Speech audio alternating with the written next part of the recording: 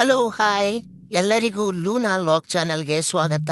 ಇದೇ ರೀತಿ ನಿಮ್ಮ ಸಪೋರ್ಟ್ ಯಾವಾಗಲೂ ಇದೇ ಥರ ಇರಲಿ ಅಂತ ಹೇಳ್ತಾ, ಇವತ್ತಿನ ವಿಚಾರ ಏನಂತ ಹೇಳಿದ್ರೆ, ಡಾಗ್ಸ್ಗೆ ಏನಾದರೂ ಸ್ಕಿನ್ ಅಲರ್ಜಿ ಆದರೆ ಯಾವ ಥರ ಅದನ್ನು ಕಂಟ್ರೋಲ್ ಮಾಡೋದು, ಮತ್ತು ಅಲರ್ಜಿ ಏನೋ ಆಗ್ದೇ ಇದ್ರೂ ಅದು ತುಂಬ ಎಚ್ಚಿಂಗ್ ಆಗ್ತಾ ಇರುತ್ತೆ ಸ್ಕಿನ್ನಲ್ಲಿ.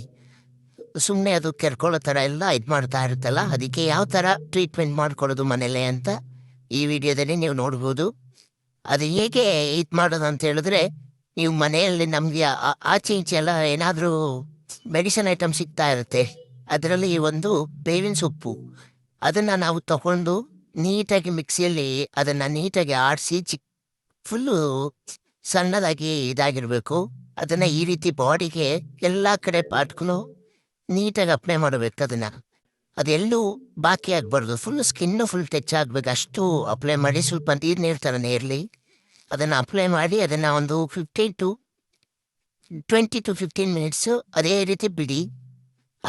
ಅದಾಗಿಯೇ ಸ್ಕಿನ್ಗೆಲ್ಲ ನೀಟಾಗಿ ಇಟ್ಕೊಳ್ಳುತ್ತೆ.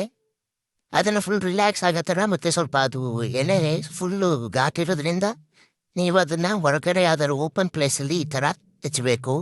ಹಚ್ಚಿದ್ಮೇಲೆ ಅದನ್ನು ಡಾಗ್ನ ಫುಲ್ಲು ಫ್ರೀಯಾಗಿ ಬಿಟ್ಟುಬಿಡಿ. ಅದು ಸ್ಕಿನ್ಗೆ ಫುಲ್ಲು ಅಪ್ಲೈ ಆಗುತ್ತೆ ಒಂದು 10 to 15 ಮಿನಿಟ್ಸ್ ಆದಮೇಲೆ. ಆವಾಗ ಅದನ್ನು ನೀಟಾಗಿ ನೀವು ವಾಶ್ ಮಾಡಬೇಕು. ನಮ್ಮದು ನೋಡಿ, ನಮ್ಮ ಲೂನಾ ಯಾವ ಥರ ಆಟ ಆಡ್ತಿದ್ದಾಳೆ ಅಂತೇಳಿ, ಅವಳು ಫುಲ್ ಫ್ರೀಯಾಗಿ ನಾವು ಮೇಲೆ ಟೆರೆಸ್ ಮೇಲೆಲ್ಲ ಅಪ್ಲೈ ಮಾಡಿ ಬಿಟ್ಟಿದ್ದೀವಿ. ಅದಾದಮೇಲೆ 10 to 15 ಮಿನಿಟ್ಸ್ ಆದಮೇಲೆ ಅದನ್ನ ಕರ್ಕೊಂಡೋಗಿ ನೀಟಾಗಿ ಸ್ನಾನ ಮಾಡಿಸ್ಬೇಕು. ಒಂದು 3 to 5 minutes 3 to 5 times wash ಮಾಡಬೇಕು ಅದನ್ನು, ಹೇರ್ಸ್ನ.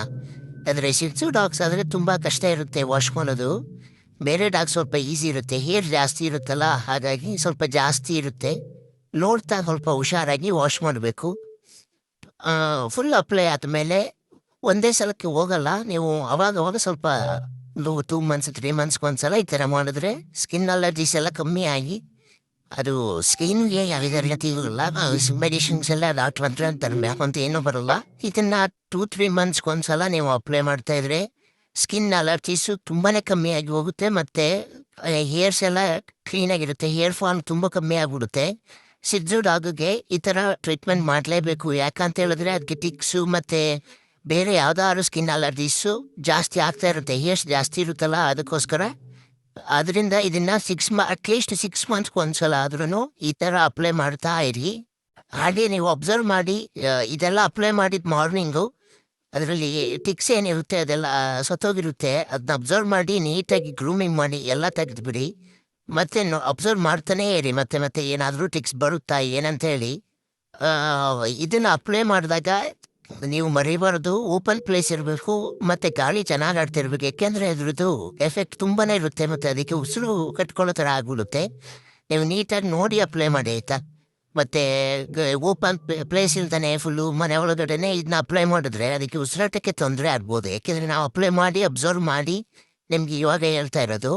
ಇದೇ ರೀತಿ ಟಿಪ್ಸ್ಗೆ ನೆಕ್ಸ್ಟ್ ಫಾಲೋ ಮಾಡಿ, ಸಬ್ಸ್ಕ್ರೈಬ್ ಮಾಡಿ. ನೆಕ್ಸ್ಟ್ ವಿಡಿಯೋದಲ್ಲಿ ಸಿಗ್ತೀನಿ. ಬಾಯ್ ಬಾಯ್.